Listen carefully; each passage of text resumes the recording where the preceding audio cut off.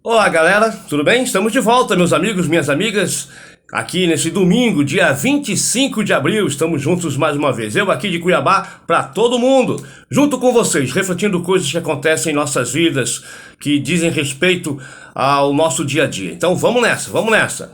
Números da Covid: 24 horas últimas, 3.076 pessoas morreram. Muita gente, né? Mais de 3 mil. Já chegamos num número absurdo. 389.492 mortes desde o início da pandemia em nosso país. Hoje, com certeza, vamos chegar a 390 mil. Que tristeza. Que genocídio. Pois é. Bom, gente, olha, hoje vamos refletir um pouco sobre a história de Jair Messias Bolsonaro. Por quê? Porque eu tô até com a camiseta da CUT aqui, né? Sindicato Central Única dos Trabalhadores. Sou um trabalhador, sou sindicalizado, defendo a categoria, defendo a categoria dos professores, dos trabalhadores, enfim. Que, aliás, está tramitando aí a reforma trabalhista que deverá massacrar ainda mais os trabalhadores. Vamos ficar atentos, né? Mas não é para isso que eu tô falando, não. Hoje eu quero falar sobre agora presidente da República, que começou praticamente sua carreira de militância na política sendo um pseudo-sindicalista dentro das Forças Armadas, dentro do Exército Brasileiro. E eu vou explicar por quê. Bom, o capitão Bolsonaro, a ditadura, vocês sabem, terminou em 1984-85, né? Acabou a ditadura e o Tancredo Neves foi eleito pelo colegiado, Tancredo Neves, só que não assumiu, porque morreu. E aí quem assumiu foi José Sarney, o presidente Sarney. Pois é, isso em 85. Pois é, em 1986, o então capitão do Exército, Jair Messias Bolsonaro, faz uma matéria na revista Veja, reclamando dos baixos salários. Os soldos militares eram muito baixos, reclamando como o capitão estava ganhando muito pouco. Então, começou a agitar e fez uma matéria. Resolveu publicar na revista Veja, pegou uma repórter lá e publicou. Um capitão do Exército reclamando dos soldos. Opa! E aí, claro que desagradou aos comandantes, ele foi punido, inclusive, por essa matéria. Tá? Isso em 1986. Um ano depois, aparece na mesma revista Veja um artigo mostrando uma série de ameaças de explosões à bomba, com mapinhas, croquis e com a letra, com a participação de quem? Jair Messias Bolsonaro, o capitão, mais uma vez. Ele já tinha pego 15 dias de cadeia pela matéria que ele publicou um ano antes. E aí, a Veja mostrou mais uma vez, publica essas ameaças de ações terroristas, digamos assim, do capitão e um outro capitão também, colega dele, para fazer umas ações de terrorismo, jogando bombas em alguns quartéis do Brasil. E aí, em 86, ele mais uma vez foi pro Superior Tribunal Militar, né, Supremo Tribunal Militar, que os militares são julgados por crimes militares, lá pelos militares mesmo. E aí, lá ele foi, pasmem, foi absolvido. Os generais que o julgaram, o absolveram. Um capitão do Exército, que já tinha sido punido um ano antes, reclamando de baixos salários na revista Veja.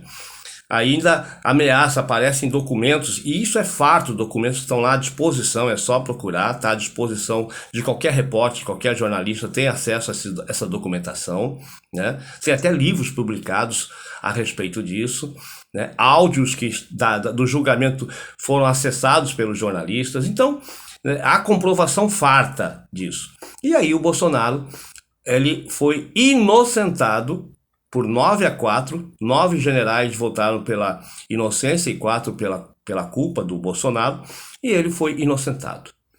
Por quê? Mas como? Porque havia interesses, ele se tornou um sindicalistazinho. Dentro das Forças Armadas, Bolsonaro virou um pequeno ídolo, ou, quem sabe, um mito militar. Nosso mito, porque ele falou, realmente estão ganhando pouco, né? De soldado, cabo, sargento, até os generais falam, peraí, mas ele é um inocente útil, será, para nós? Ele pode sim. Aí ele sai do exército sem ser expulso. Ele, né, vai para a reserva, remunerada, continua ganhando o seu soldo como capitão e entra para a política, como vereador em Rio de Janeiro. E lá no Rio de Janeiro ele continuou defendendo as causas dos salários militares. Isso em 89, 80, 90. E ele foi se misturando no Rio de Janeiro com a milícia. Começou sua carreira como vereador lá no Rio de Janeiro, já se misturando com a bandidagem do Rio de Janeiro, se misturando com os milicianos, formando as grandes milícias, ocupando a periferia, principalmente, as favelas do Rio de Janeiro, se misturando à bandidagem, aos traficantes, e aí formando milícias que atuam até hoje nas comunidades.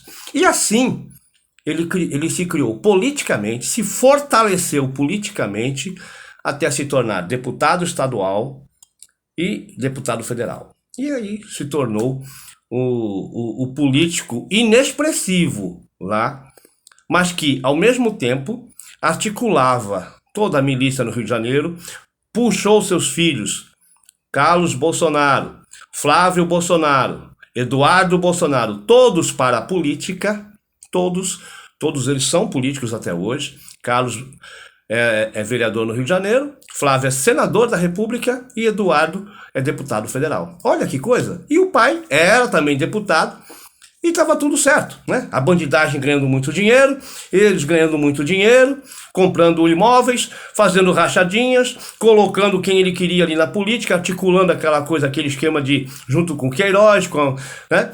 Tanto é que se formou realmente um escritório do crime lá no Rio de Janeiro. E a bandidagem estava feliz com tudo isso, um deputado federal, né, outro ali é vereador, então estava tudo numa boa, numa legal, certo? Ótimo. Só que eles não contavam, né, a bandidagem, que ele um dia poderia sair presidente da República. E Bolsonaro se tornou presidente da República por um acaso um aborto da natureza, caiu de paraquedas, já que ele era paraquedista, né? Caiu de paraquedas pelos interesses da direita para assumir a presidência num esquema, né, que tirou, já falamos sobre isso também, tirou o Lula e aí a direita colocou Jair Messias Bolsonaro como candidato e se elegeu, esse mito. E aí complicou a vida dos milicianos, da bandidagem. Tanto é que nós temos agora o capitão Adriano, que foi morto ano passado numa emboscada na Bahia, e que tudo leva a crer que tem a mão de quem? Da família Bolsonaro. Por quê? Porque ele era um arquivo vivo, ele estava vivo. Ele era o articulador do escritório do crime, onde estava Flávio Bolsonaro, Flávio, senador da República, filho do Jair Bolsonaro. O Flávio colocava a esposa, a mãe do Adriano, capitão Adriano, que era o chefe, ele elogiou, ele deu a maior honraria, que foi a medalha Tiradentes para esse capitão Adriano, que era bandido miliciano. Foi cercado na Bahia e foi fuzilado lá antes de abrir a boca. Tudo isso tá aí, aos olhos de quem quiser ver.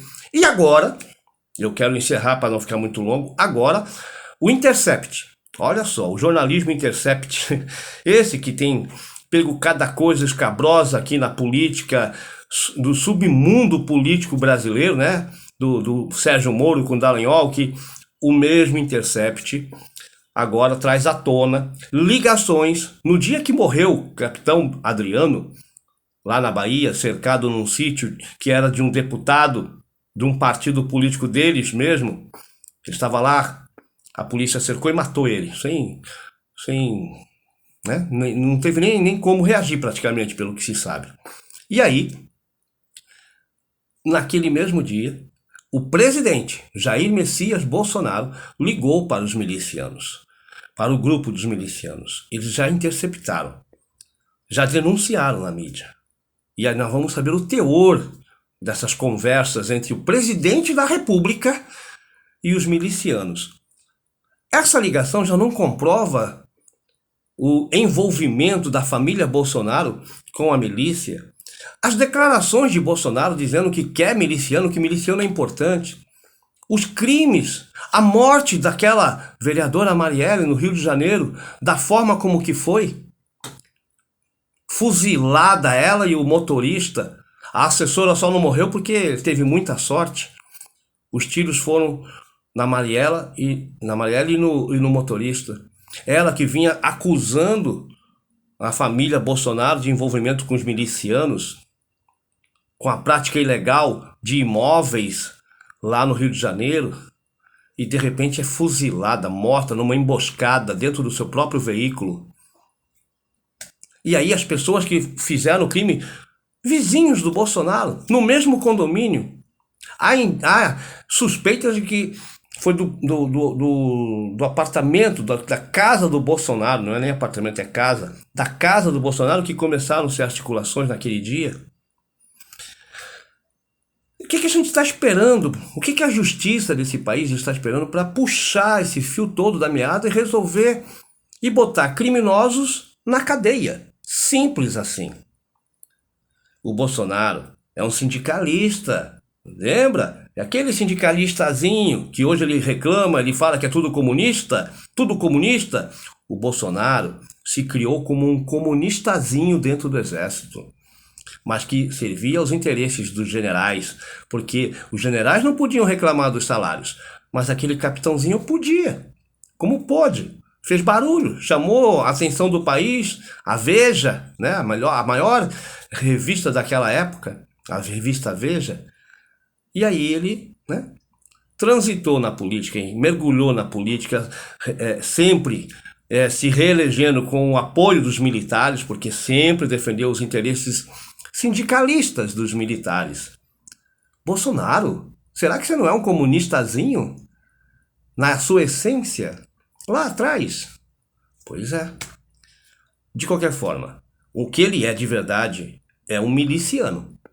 E o que comprova tudo isso são suas próprias declarações, são telefonemas suspeitos, interceptados pela Intercept, porque a Polícia Federal do Brasil não consegue chegar a isso, né?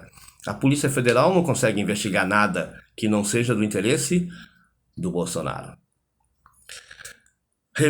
Gente, se gostou, se refletiu comigo, tudo está comprovado. O que eu estou falando aqui, eu não estou inventando nada. Jornalisticamente você pode procurar, tem documentação da vida dele lá na caserna do ex-capitão Bolsonaro, né? A entrada dele e o envolvimento dele com milicianos, da família, né? O envolvimento, ele colocou várias pessoas da família dentro da família do capitão, do próprio Queiroz, tá tudo lá, é só querer. Só não vê quem não quer. Ou gado. Dá um like aqui, gostou? Dá um like, faça o seu comentário, inscreva-se e vem com a gente. Bom domingo!